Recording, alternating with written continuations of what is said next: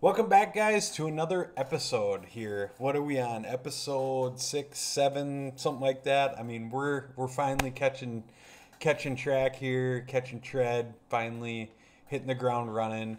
We're making videos, we're doing things. Minnesota Left-Handers. As always, I'm Brett Relander, joined by Nate. Nate, we got a special guest blessing us with his presence. Utility Sports, the sports mind, the guy that it just everything and anything sports, breaking news, drafts, just anything. I mean, this guy is just a mind of all minds here, joining us today. Thank you, Austin, so much for joining us. What do you got for us today? Yeah, thanks for having me. There's a lot of golf talk that's been out there, and I'm pretty excited to get your breakdown, both of your guys' breakdown on it, what it means for the game. Is this legit? Is this overblown? Let's get some live reactions and let's kind of talk about it. I want you guys to kind of digest it, break it down for us that don't really have an idea of what's going on with it. So I don't know who wants to jump in first, but let's talk about what's happening. Yeah, I can jump in. Good to talk to you again, Austin, and Brett. Thank you for that fantastic intro.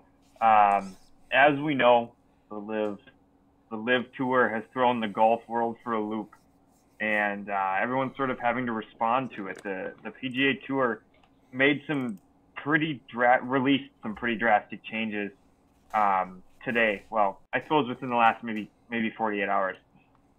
That's gonna kind of entice people to stay, entice people to, you know, have some loyalty to the PGA Tour. Brett, I sent you a letter from Jay Monahan out to the PGA Tour players. Do you have that as a tab? Yeah, let's pull this up here. Just some crazy. This was under your likes, right? No, No, no. I think it was just a tweet that I sent. One of the main things, Austin, is that players feel like in the ratings show that the top players aren't playing together enough. You look at the course of a season; it goes from January to basically. I mean, there's like this weird sort of fall season too, but this weekend is the end of the PGA Tour season. So we've got 8 strong months, week after week. How many weeks is that? That's 32 weeks of golf events, and the top players don't play together enough, and that sort of is one of the bigger concerns for kind of the PGA Tour as a whole. It would be like in the NFL if we didn't see every team every week, more than just like a bye week, but like part of the NFL only playing each week. That wouldn't bring in viewers. Right. Yeah, 100%. And I think that'd be kind of detrimental to the league if we weren't seeing Kansas City and Buffalo right now on the main regular schedule on a week-to-week basis. I mean, I think that would have a little bit of drawback, maybe a little bit of confusion on who's playing when. Do you feel that's kind of an issue? Yeah, and I think it really is a detriment to Minnesota. We got the 3M championship here, which was mid-July, and then you look at Rocket Mortgage, which is the following week in Detroit, and you don't. There's just no big name draws there. It's sort of in a lull between the last major, the Open Championship, and the playoffs. And one of the big concerns is that it seems like the PGA Tour is trying to make all their members happy. Well, there's 200 members of the PGA Tour, 200 players. When I say members, I mean there's 200 players on the PGA Tour, and it's like you can't keep everybody happy. You're not going to keep 200 players happy. I mean, it just that's too many ideas, too many voices, too many different travel schedules, too many people to try to keep happy. You you have to keep your top, your top 20, your top 30 happiest, because what happens when they are happy, the rest of the tour succeeds as well. That's good for everybody. Yeah, that makes a lot of sense. I mean, obviously, keeping your top guys happy in the league, and I think more specifically, you can kind of compare that to the NBA. The NBA is so star driven, so name brand driven, and you look at players like LeBron James, Kevin Durant. Paul George, Kawhi Leonard, players of that nature. It's really important to keep them happy and going with things, because a lot of these other players kind of follow Pat, and I think probably is the same, obviously in golf. Right, and I actually was gonna bring up that exact example, so I'm glad that you went that route. I just didn't, because I thought I would just stick to the PGA Tour. But Brett has just pulled up the letter for us. Just a few of the things that have been changed on there. I mean, if you want to look at the whole letter, I tweeted it out at Minnesota Left-Handers on Twitter. They are going to, for PGA Tour exempt members. Now that's the guys who make the playoffs initially. So that's number one in the FedEx Cup standings, down to 125. They get a $500,000 minimum. So I mean, as the playoffs shrink, you're down to 70, then you're down to 30, and which is where we're at now for the Tour Championship. Everybody's making some money. Everyone's guaranteed something.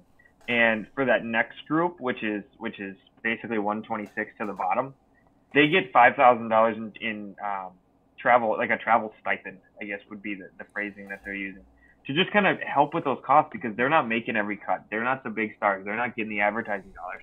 And so they're trying to keep those guys happy and around as well, because when you're at that level and a Live Golf comes calling and they're going to give you guaranteed money, there's a good chance that those guys are the ones who would leave. So you want to give them a reason to stay. Yeah, there's definitely those swing guys that are influenced mainly based off of money, just considering, they're, like you said, they're not making every cut. So that's probably, a great strategy on Liv's part, is to pull those, those middling guys, those mid-tier players, pull them over with that guaranteed money. And, we had spoke on this many, many times. That's where Liv has made, the big dollars, the big transactions, is some of those middling guys that might not have that same allegiance to the PGA Tour. Right. And this is when you have the broader group of people, it just makes for a better product. And I'll end the Monahan letter thing on this too. Dude, these PGA Tour players, the Rorys, the Tigers, I mean, obviously those guys don't need the money.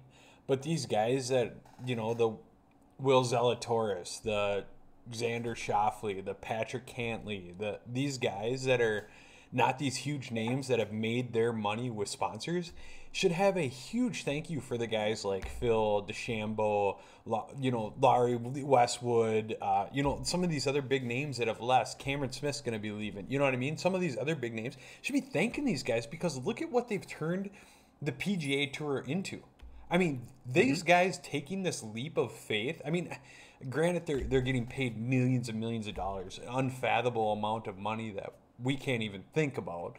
These guys are getting paid that kind of money, and they're leaving. But in turn, look at what the PGA Tour is finally doing. They were in talks of turning from a non-profit to a profit so they could get these guys under contract, get more guys money. I mean, even this $5,000 bonus in this letter here, just a quote from the letter, $5,000 for every missed cut to assist the travel costs and other tournament-related expenses. That's huge for a guy that's 150th in the rankings.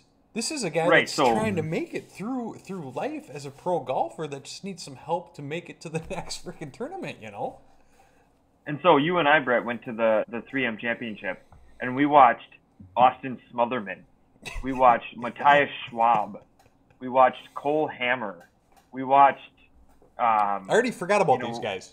What were some other names that we saw? Grayson Sigg. Right. These are some names.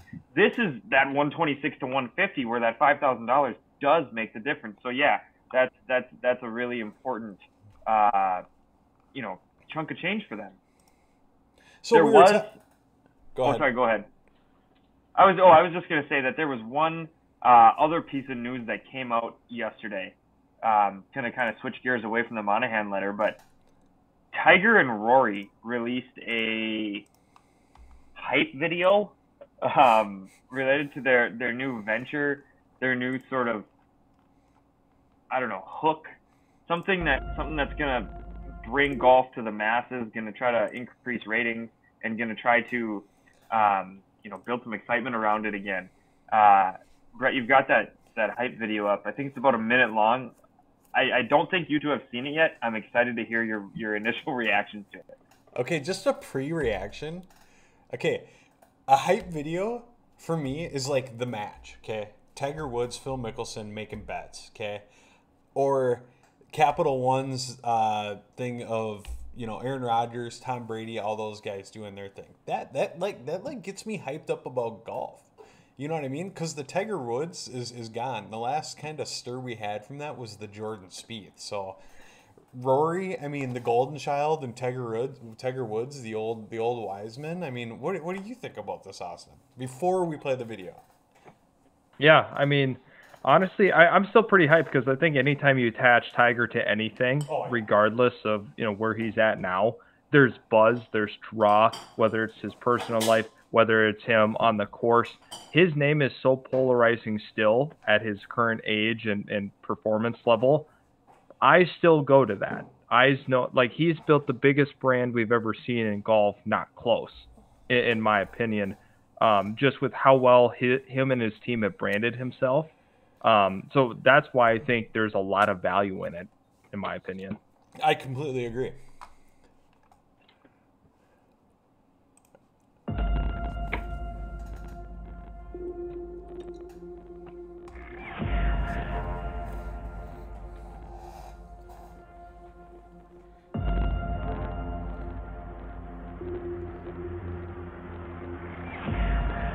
I was expecting Jay Monahan's name.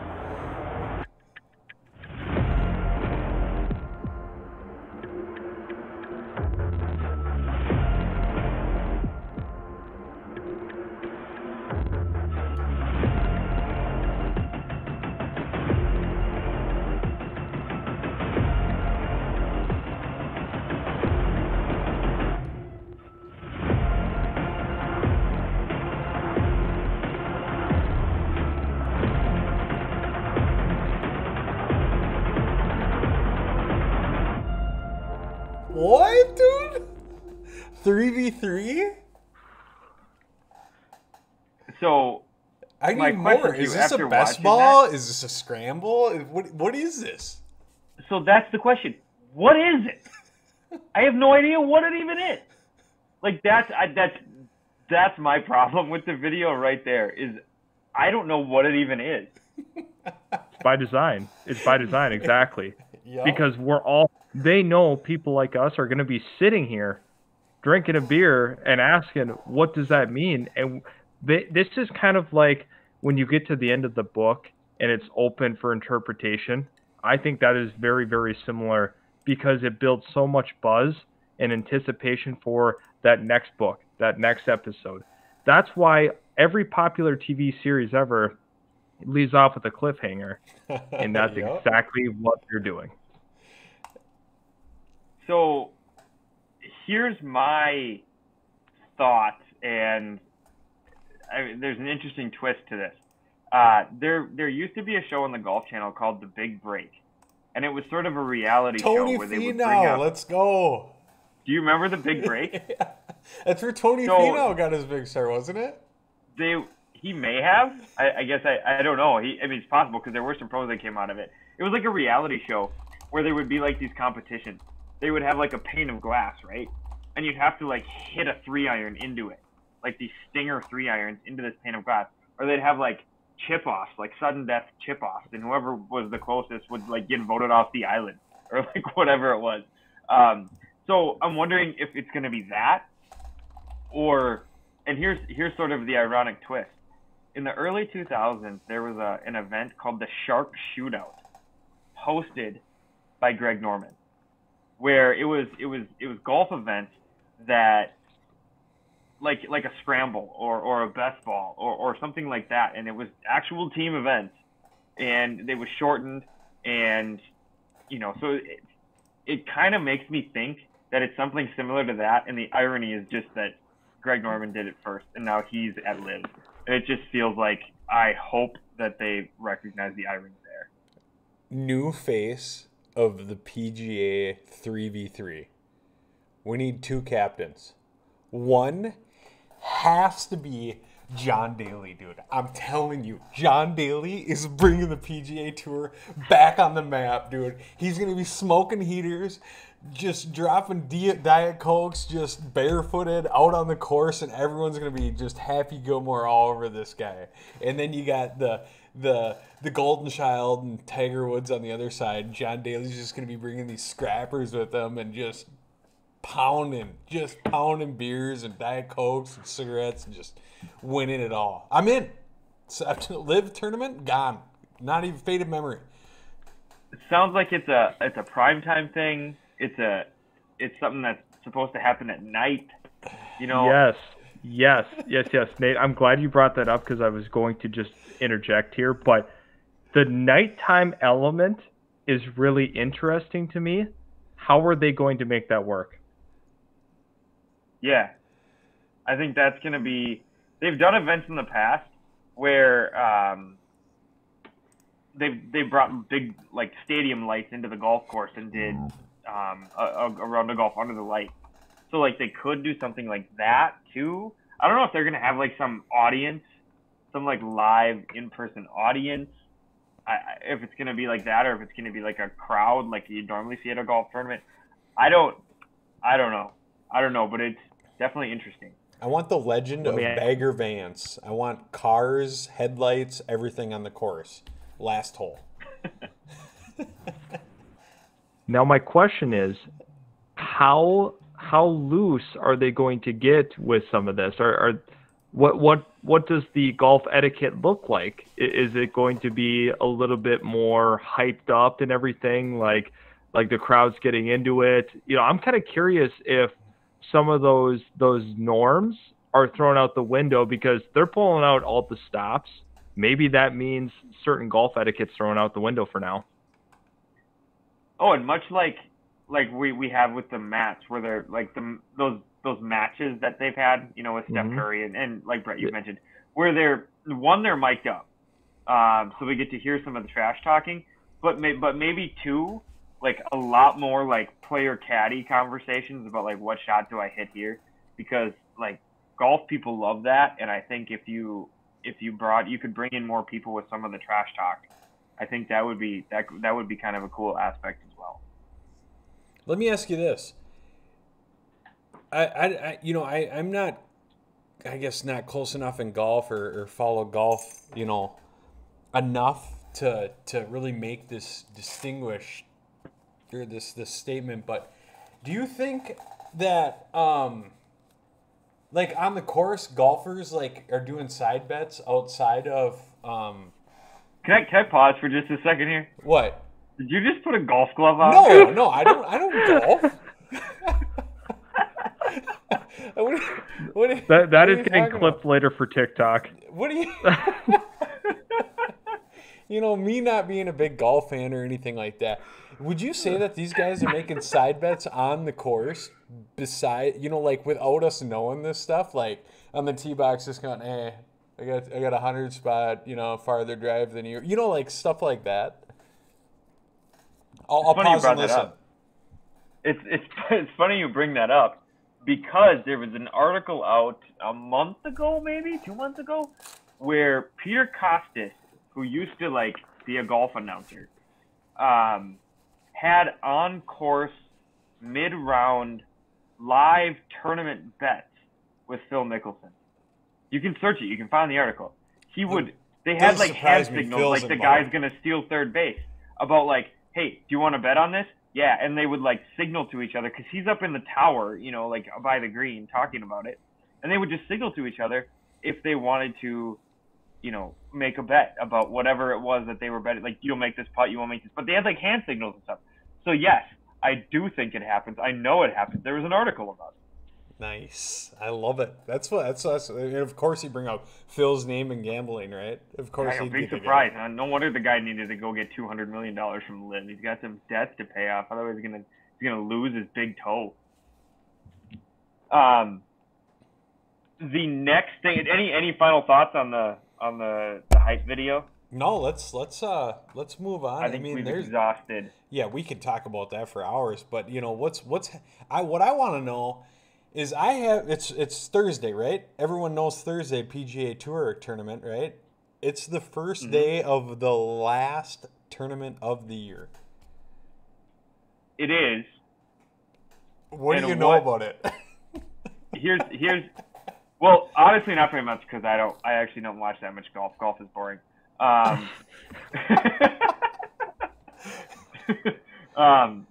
Do you have the leaderboard up? Yeah. It's I mean, you're looking at it, bud. Who's leading and what's he at? Shoffley 10 under, Cantley 8 under, Zalatoris 7 under. This is wrong. Shuffler. I caught you in a trap. Shuffler. This is what I wanted. This is wrong. I caught you in a trap. I'm reading off our Twitter. Yeah, that was, when did I tweet that?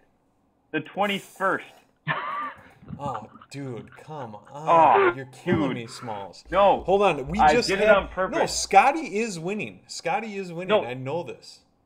Yes, he is winning. Because we were on Sports Illustrated before, and we were talking about Lee Westwood blasting the PGA Tour enhancements, and here you got the second golden child. Extend lead. He has a 5-shot lead. I don't know what he shot today, because again, I don't watch much golf, because golf is boring. But golf isn't boring. I love golf. This is the greatest game ever. Austin, I have a question for you. I have an explanation, and then I want your thoughts. So the Tour Championship,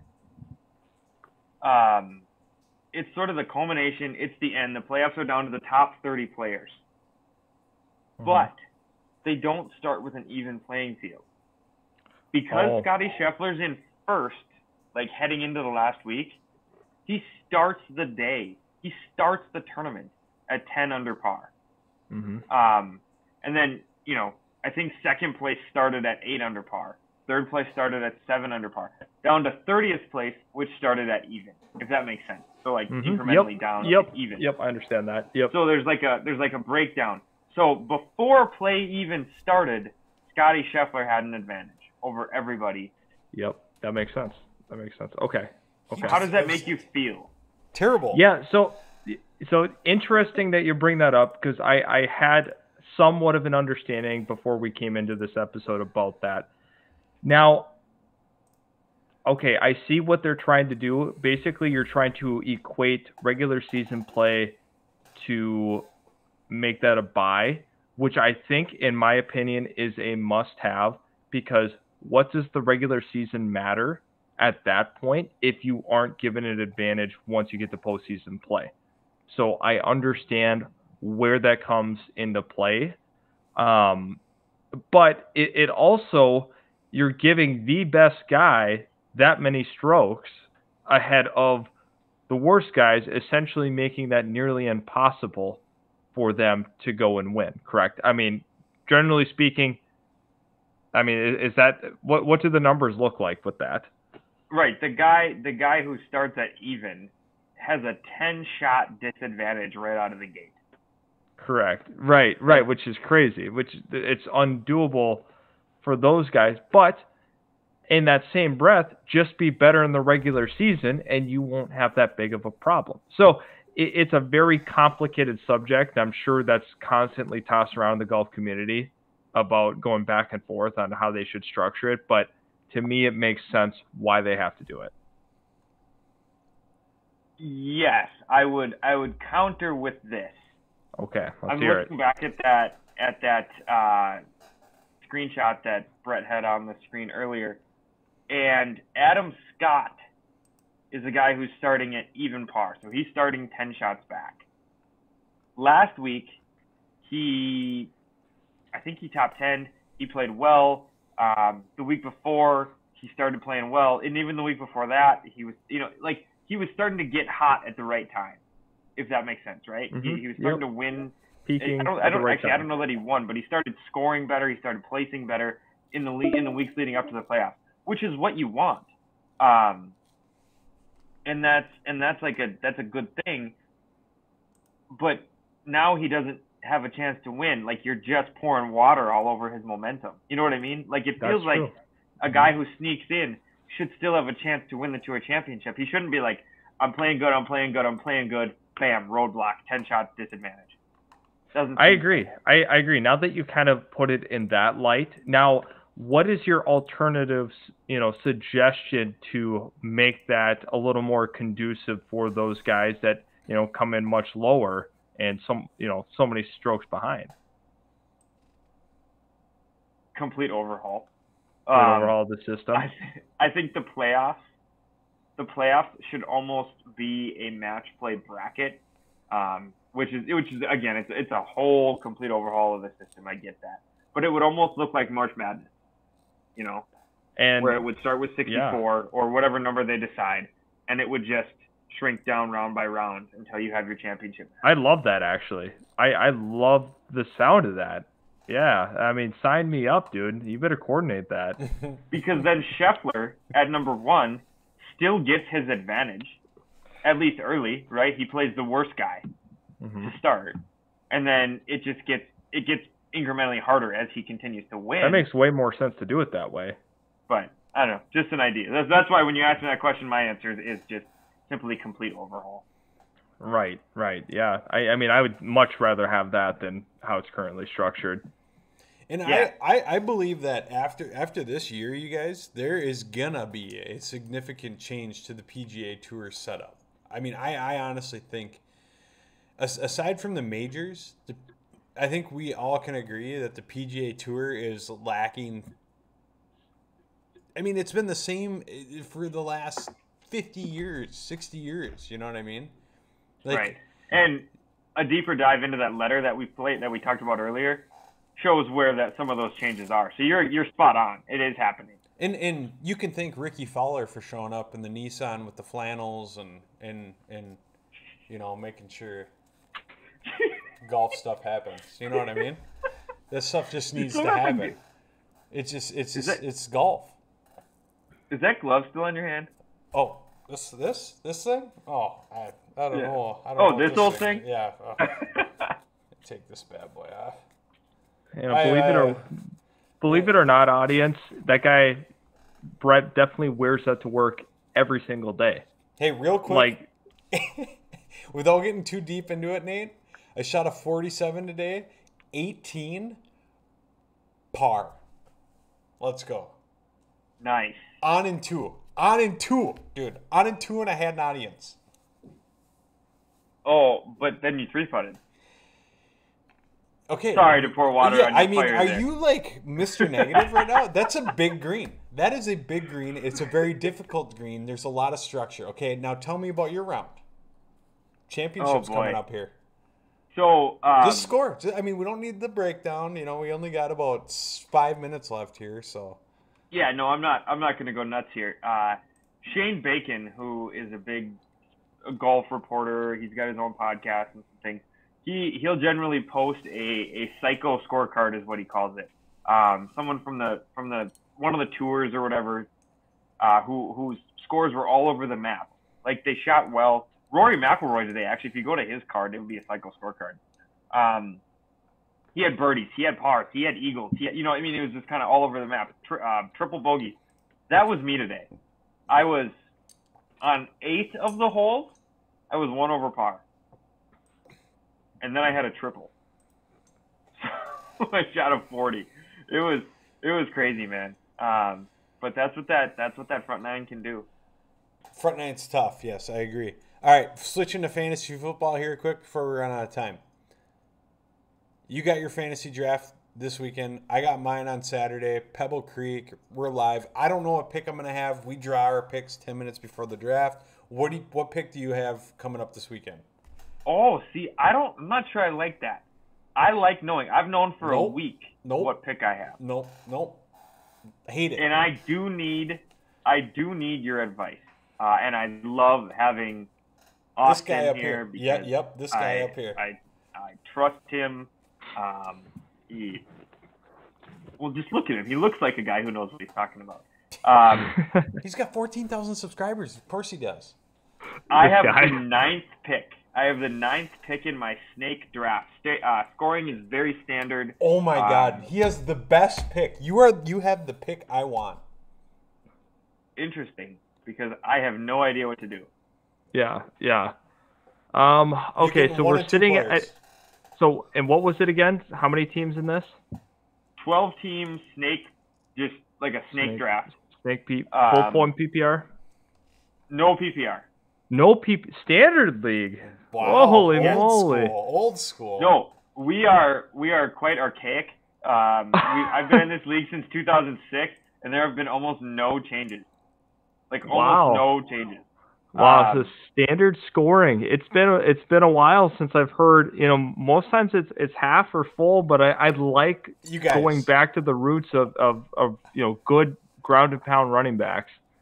Hey, we're gonna run out of time here, and I so want to talk a lot more fantasy football. So if you guys are okay with it, we'll end this call really quick. We'll resume it, and then jump back into one. Yeah, and maybe give us at least 10 more minutes to finish this up, because this is gonna be great. Juicy. I love this stuff. Yeah, dude, it's gonna get real juicy. So are you guys okay with that? Yeah. We'll jump to a quick break, and then I'll resend the invites here, and we'll get her going again. Okay. Alrighty.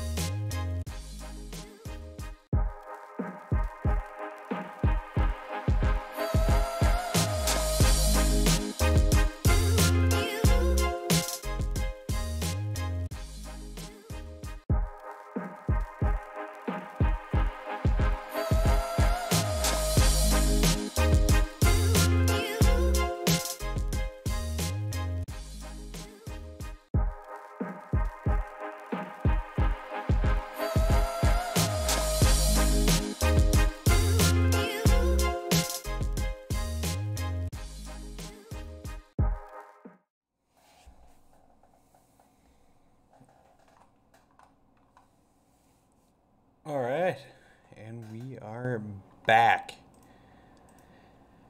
Just kicking things off here, getting back to where we were at previous, waiting for these guys to all jump in here with us. Sorry we don't, have the craziest stuff in the world here, but, hey, we're making do with what we got, and things are good. So, we left off talking about some fantasy football stuff, okay? I am big into fantasy football. I've commissioned a league since 2013. Believe it or not, we got ourselves a fancy trophy, the ring, the whole kit and caboodle. We do things a little bit differently than other people do in fantasy football too. So it's a $100 buy-in with 10 people, and with the $100, 900 of it goes back to the team. You know what I mean? $900 of this goes back to the team. The other $100 goes towards the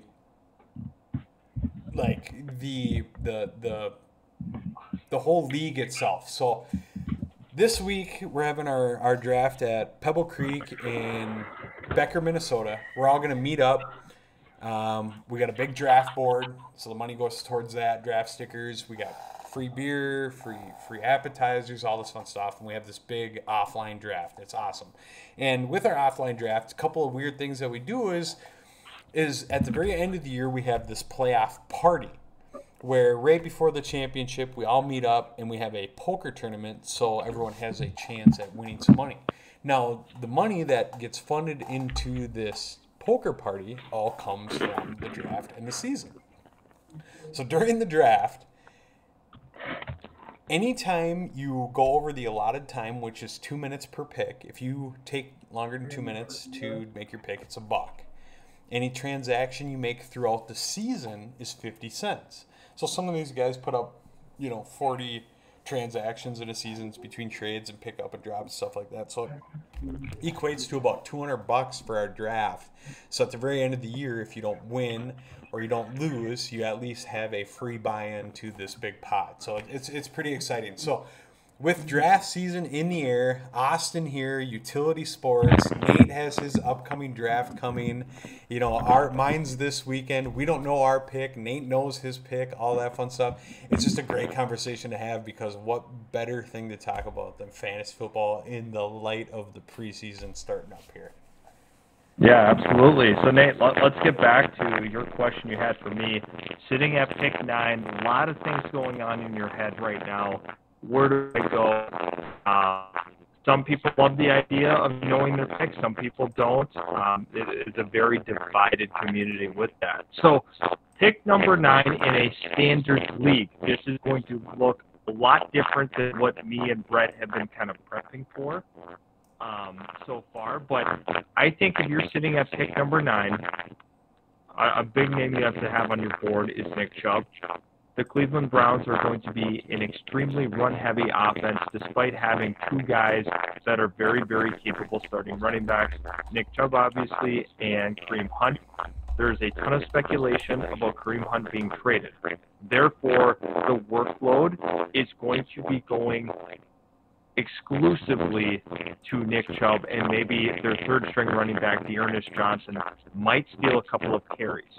So, in my opinion, round 1, you are going to be looking for either Nick Chubb or Najee Harris, another guy, extremely high volume, and he's going to be seeing a ton of it in Pittsburgh this year. So, Najee Harris is in the mix. Nick Chubb, get yourself a very, very steady running back. And then on the way back, I think that's when, once again, you are going to pound the running back position, because I think guys like DeAndre Swift from Detroit and, Saquon Barkley will kind of be there on your flip back into that second round. So, to me, in these standard leagues, dude, where in PPR you can wait on some running backs because there's a pass catching element. You can wait for pass catching backs towards the middle to end of draft. But when you're in standard, hit the running back position really hard. And I want you to drown out the rest of your league and say, I'm going to take all these running backs. Good luck finding a starter. That's what I do, because I'm cutthroat. But maybe you want to play the nicer guy role, and maybe you would prefer to have, maybe a wide receiver. So let's operate under that idea. You're not going to run back. So first pick, you go Nick Chubb. Second pick, you come back. I think there's some viable options, such as Mark Andrews sitting there at the tight end spot. I think that's a very, very worthwhile selection, considering how good he was in Baltimore last year. High volume, not only high volume, but a lot of targets, and also he's getting Lamar Jackson back for an entire season, not just Tyler Huntley, who was your backup. Yeah, I would say that I have heard a lot of positive steam on Saquon Barkley too, and one that you mentioned kind of on the way back. I like kind of drowning the system with running backs. Like just kind of taking as many as I possibly can, and saying, good luck. Find some handcuff or something because I've got all the bell cows. All right, That's what I want. Hey, really quick, you guys can see my screen right now. I got standard league 12 team. Your 9th position, correct? 9th spot, yes. All right. I don't know what's going on, Austin, but Nate, is his audio like really choppy for you? Yes, I've got some pretty choppy audio from Austin. Okay. So checking out 12 team 9th position. Just all standard stuff here. Let's start our little mock draft here and see where you fall. Is my audio any better? Or is it still choppy? Still choppy, echoing.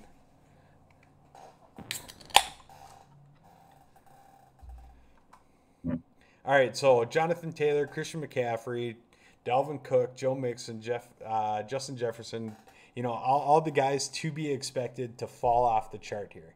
Okay, I think me and Austin both share the same strategy here. It has to be a running back. Now, with running back, you got Najee Harris, who's running behind the worst offensive line behind the Giants, or you got Nick Chubb, who's going to be splitting carries with Kareem Hunt. At this pick, this is more than likely who's going to fall to you if no one drafts Justin Jefferson or Cooper Kupp in the first round, which those would be, in my opinion, the two most questionable picks prior to your pick. Okay, I'm totally cool with Nick Chubb because, like Austin said, I'm hearing some of the chatter as well that Kareem Hunt is going to be traded, or like he wants to be traded. But like let's say he goes ahead of that and Jefferson or Cooper Kupp falls to me. I have to take one of those two guys, right? Oh, absolutely. Is my audio better? I made an adjustment. It's a little bit better. Yep. Okay, perfect. Yeah, so operating under that idea, if those guys fall, which they won't because you are playing in a Minnesota league, 0% chance that Jefferson falls. I know how it goes with playing with guys in Minnesota. They overdraft Vikings, and that's just the reality of the situation. So, and we got Golf Guy back. Nice. Let me tell you what's going on here. All right? Do we know that you're about to make an important point when you put your glove on? It's like the weather guy who's like talking about like a storm rolling and he rolls up his sleeve. The Jags finally showed up. The golf glove is on. The Jag fan has finally showed up. Austin's been a fan of Blake Bortles. You know that, right? He's the man. He's the man. Yeah. I mean, like 2015 or something. Yeah. Yep. Well, I'm very proud of this team, and I will don their stuff forever here. As long as if they get moved to London, that's where my fandom ends. Yeah. Understandable. So here's my thoughts. Okay, you got to take a running back here because after Nick Chubb, you got Alvin Kamara, you got Saquon Barkley. Okay, those guys are not making the turn back to you. Wide receiver, you got a little bit of deep depth here. You got Deebo Samuels, Devontae Adams, CeeDee Lamb. So we still got some good picks. Got some depth. Exactly. Wide receiver's still there. So if we go running back with this pick here and we take the Nick Chubb and hope that Kareem Hunt gets traded and with the new QB and all that fun stuff there, boom, we're moving on. So after you take Nick Chubb, you got Najee Harris gone, James Conner. Ooh, that's a little different pick there. James Conner, and then Alvin Kamara, Jamal Williams, Javonte Williams, another weird pick. Mark Andrews. Look at these wide receivers that fell to you. You got Stephon Diggs, Devontae Adams, Deebo, CeeDee Lamb. Now, Austin, on my take here, I'm taking another running back only because DeAndre Swift fell to me. Only because he fell to me. Had he not fallen to me, I'd be taking a wide receiver. What are your thoughts? And like I spoke pregame here, let's go with the running backs. Let's drown out everybody and get two of the biggest bell cows in the entire league. DeAndre Swift, you got to go with him. All right, I'll be back. Yeah, Austin's gotta fix some of those audio issues. But Alvin Kamara, he's up against the legal system, I'm told. There's something going on there. He's facing suspension. He's facing all kinds of stuff. But I'm also hearing some chatter about that he is actually might not even miss games this year because of it. Like, it might even be next year that he misses games. So there's a chance that he plays the whole year even. And so he's not a bad pick. He's a fantastic running back. Austin, we're just talking Alvin Kamara and some of his legal problems that he's currently dealing with. But it sounds like he might not feel the repercussions of that until next season. Correct. Is my Sound audio way better, by the way. Yes, let's go. Crystal clear. Here's the glove. Hey. Throwing it through the camera. Hey, let's go.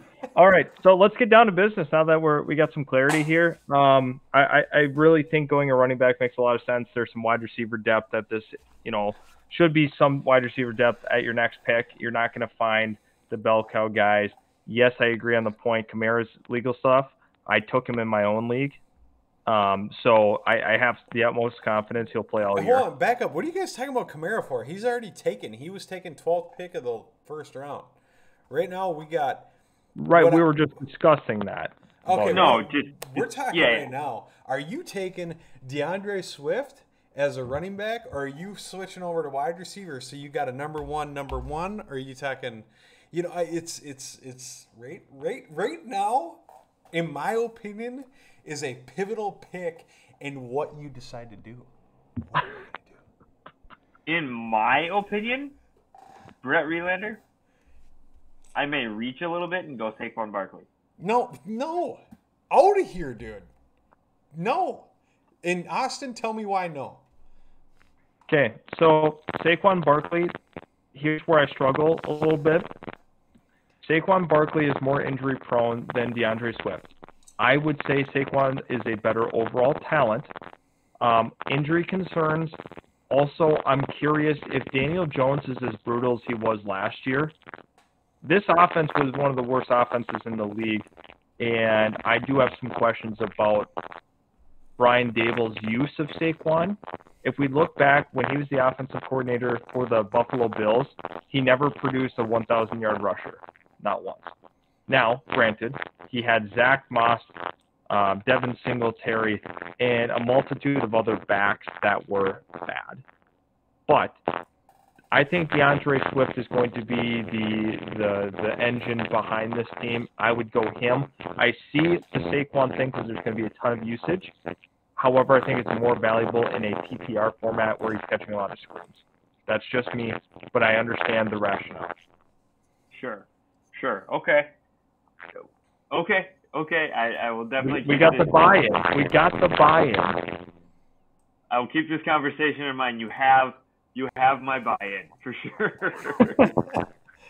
So what is it? All right. Are we taking DeAndre Swift or are we taking Barkley? Now here's another thing too, Nate. In a draft like this, this year anyways, it is super thin with running backs. Okay, you can go deep with wide receivers by even picking rookies that are even going to be terrific. You got Breece Hall, Tienen, who's supposed to be kind of decent this year, even though it's not technically his rookie year, and then Dameon Pierce out of Texans. Who's supposed to be pretty decent, but on a terrible team. You got Javonte Williams, who is Denver, right? But also fighting with Melvin Gordon. You got a teeny bit of rookie depth at the running back position to maybe take a flyer on some of these guys, like those guys that I just listed. But at the wide receiver position, I mean, you got so many more guys. So to take running back early on in your draft, especially if a DeAndre Swift falls to you after drafting a Nick Chubb, boom, boom. Because if you miss out on those two guys with your first two picks, you're only going to have one starting running back for your team. After that, you're looking at a tier 3 running back. I mean, you're going to be looking at a Leonard Fournette who's going to be losing his shares to a rookie running back and stuff like that too, or Aaron Jones who's just splitting with a Dylan at carries too. So keep that in mind. Yeah, where does this mock draft have Aaron Jones going? Second round. He's a second round, but like a RB. He's still an RB1, but a second round RB1, a tier 2. But yeah. His tough thing is he's going to be splitting carries with AJ Dillon, or not AJ Dillon. No, that's right. AJ. Yes. Yep. Dillon. Yep. Yeah. When it comes to that wide receiver depth, there's a rookie catching passes from Aaron Rodgers too. You know, if what is it, Watson or something like that? Does that sound right? Watson. Yep. Yeah. You know, Austin, your mic you put a rookie in that spot, you gotta believe that Aaron Rodgers is going to be able to make him into a star, at least potentially worth taking a flyer. Talking about some of that depth, he's worth maybe that. And so going running back early is probably the right choice. So back to round 3 now. So we made the turn. Nick Chubb, DeAndre Swift, made it through all these guys here. A few of the top tier wide receivers taken off. Now we're falling into the third round here. We got a couple of wide receivers that are some good lookers. Hey, what are you thinking here, Austin? Oh, no audio at all from Austin at the moment. I know my pick 100% for sure. My team after this pick is going to be the armpit of the NFL. That would be my team name after this pick. Kyle Pitts. Which I don't mind. I'm sort of there. I think he's a good pick. Do we have audio? Yes, you're good. Really it sounds terrific. You're crystal clear. About Michael Pittman as well. Okay, now let's talk about this. I am 110% sold on the actual talent, Kyle Pitts. Now, I need to refer back to my number from last year because I had criticism, and that remains true. He had 1,000 yards his rookie season as a tight end, unheard of. He caught 1 touchdown. 1. And the offense got worse this offseason. I have some legit questions about that, but that's not to say we can't have some natural progression. We also have to remember Marcus Mariota is the quarterback who has never produced a top-tier tight end. So that's my concern with him. On the contrary. Oh, here we go. Counterpoint. He's about to make a point. The glove is back on. The glove's on. Kyle Pitts is the only tight end that could legitimately play as a wide receiver. Fact or not fact? Not fact, Darren Waller. I think Darren Waller is a very fair. Mike Gesicki played a lot of slot receiver actually last year, and that's a true fact. But I don't think he's a legit dude that could do that. Kyle Pitts has the athleticism, the size, the short area quickness, and obviously the hands to do so. Yes.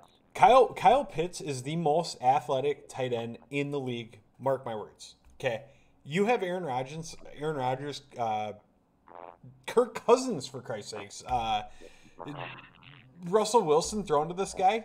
Number one tight end in Patrick Mahomes thrown to this guy. Number one tight end passing Stephon Diggs in receiver talent as a tight end. So who's his quarterback again, Brett? It's Marcus Mariota. It's the same The guy armpit that of is quarterback. he's the same guy that's dealing with your microphone right now. Okay, he has the same talent as your microphone.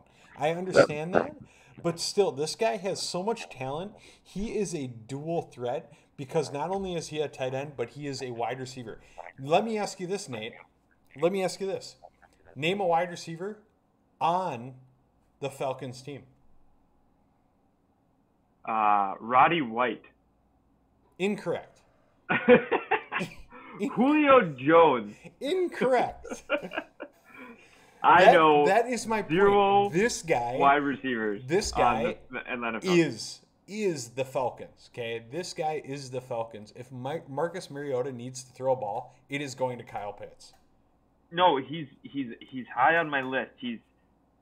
If I'm going to reach for a tight end, because you have to believe, you have to reach. It's not a reach. This guy is a third-round draft pick, ADP, third round. And that could be. But which tight ends are better? You got Travis Kelce, who could potentially be better. Gone. He's already gone. He's like a first-round, early second-round draft pick. Gone. Antonio Gates, Tony Gonzalez. No. I love this. God, who am I thinking of? Mark Andrews, gone. He's already gone. Mark Andrews. Travis Kelce, George Kittle. gone. And George Kittle. Schultz, you could make the argument for Schultz. You can make this argument for Ertz. You can make the arguments for Goddard. But Kyle Pitts is the offense for the Falcons. Hands down, 100%, I'm picking him in the third round. If he's there in the third round in my league, I am taking Kyle Pitts. I am taking Kyle Pitts, mark my words. Yeah. I think that's a decent pick. Yeah, I don't know. I think we've lost Austin. It might be. We'll give him some time. It might be over. But no, I agree. I think that's a good pick. I end up flying by the seat of my pants after the first couple of rounds, man, because no matter what you mock draft and what you think you know, inevitably things go awry, and you got to figure it out on the fly. You know, you can never predict the draft. So let me ask you this. Cortland Sutton, wide receiver, number one wide receiver, Broncos. Jerry Jeudy is his opposite. Russell Wilson throwing the ball here.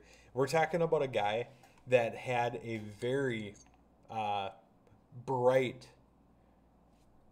fantasy football career in Denver prior to having, he had Teddy Bridgewater throwing him the ball type of stuff. So he's entering his third year, cusp of a true elite wide receiver, but in 2020, tore his ACL. Okay, so this guy came off an injury. Unclear how productive Sutton would be returning to Dedison knee energy, but old self, 13.8 fantasy points, not bad. 27% target share. It's a little low. We're looking for a higher guy, higher stuff, especially in your position right now, where we took running back, tight end. Okay, so our next two picks have to be wide receivers. So in a standard PPR, not looking like a bad guy. The only guy they're ranking ahead of him is DJ Moore. But do you know who's throwing the ball in Carolina? That would be Baker Mayfield. Your boy. My boy.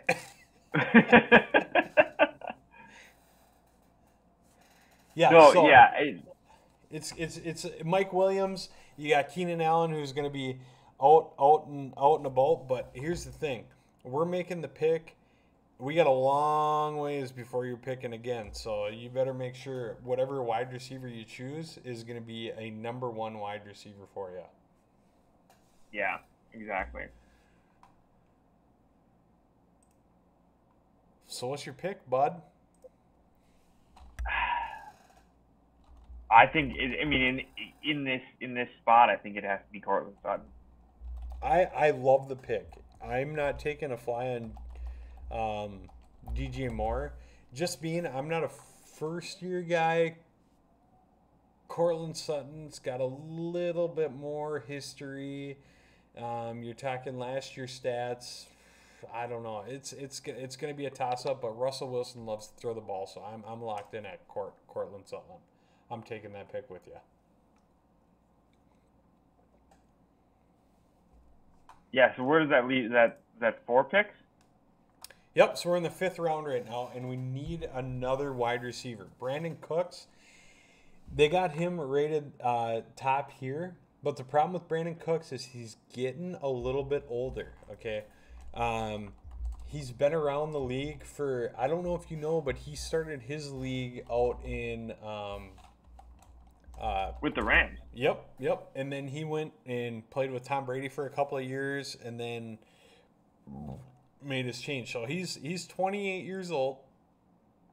He's not your Michael Thomas, where you're touching, or Adam Thielen. Adam Thielen? Did you know he's like 32 years old? He and I are the same age. Yeah, we're 32. Yeah, dude. Who would have thought that guy was getting that old? I'm just barely, getting my toes wet when it comes to my career. He's like wrapping his up.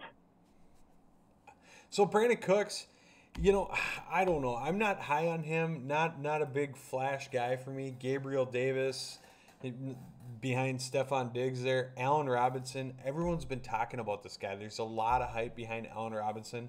I think he's going to be a bust. Marquise Brown. He's coming off an injury. And an arrest. Yeah. So I mean, as far as a wide receiver, and we have to go wide receiver with this pick, because if you look at what's available out there, I mean, if you're gonna switch into a tight or a QB, which me personally, I will not take a QB until after round 9. 100%. There's some. Well, I think there's so many.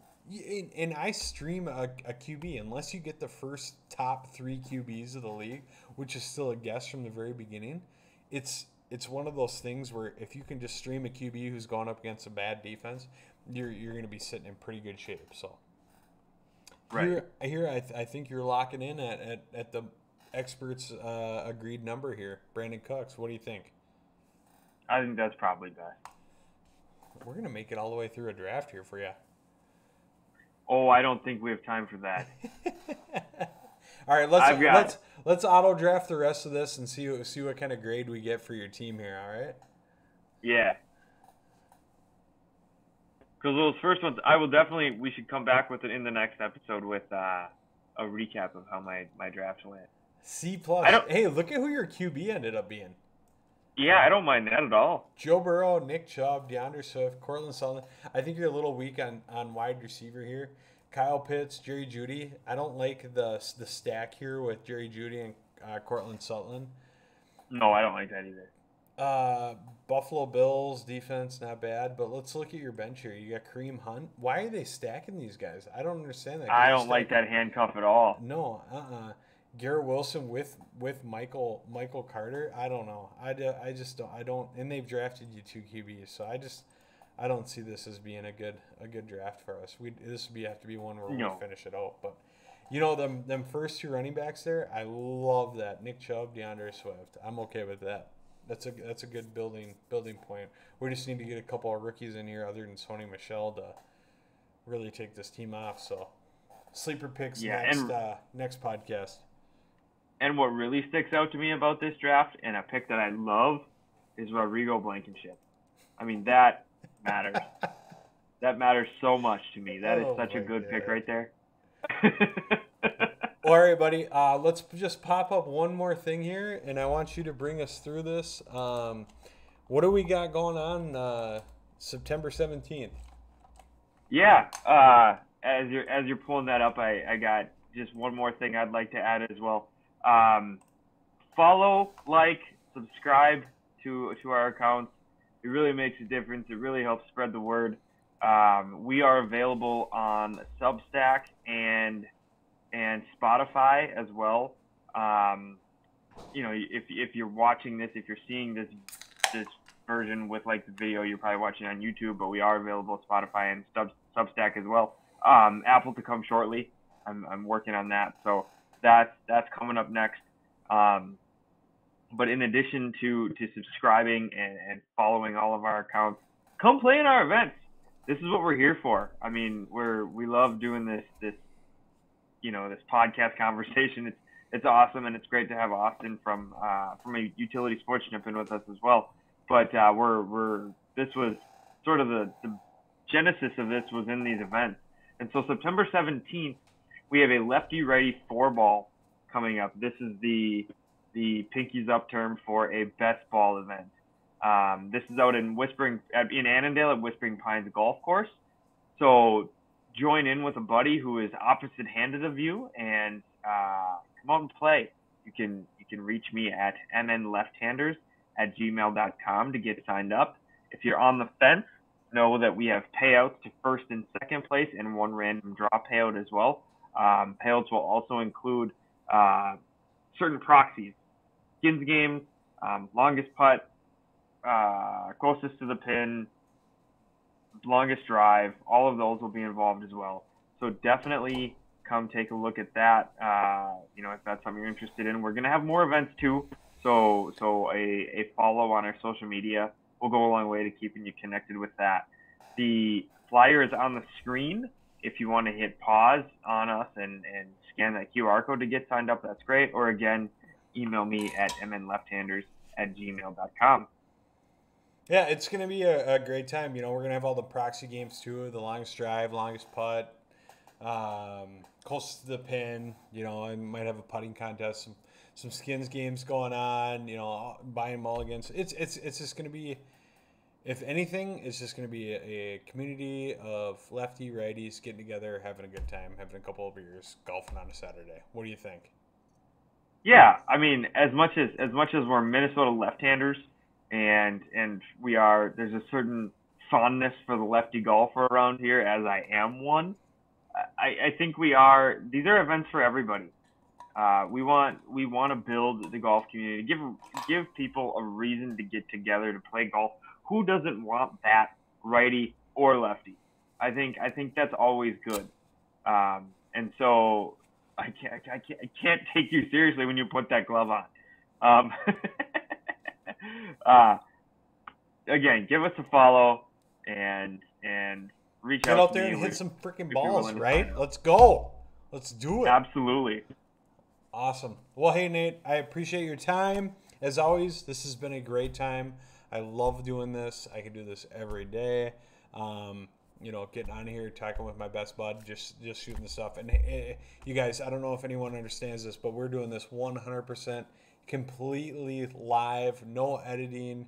This is just completely platonic, organic, us just being us, and you guys just listen in on a normal conversation, a normal day of everyday Nate and Brett. So we appreciate it. Follow, get out there, hit some balls, go golfing, share it with us, let us know what's going on. Follow Utility Sports, great guy Austin over there. As always, we appreciate it, guys. Thank you, and have a great night. Yes, we will talk to you next time very soon. Check back soon for more episodes.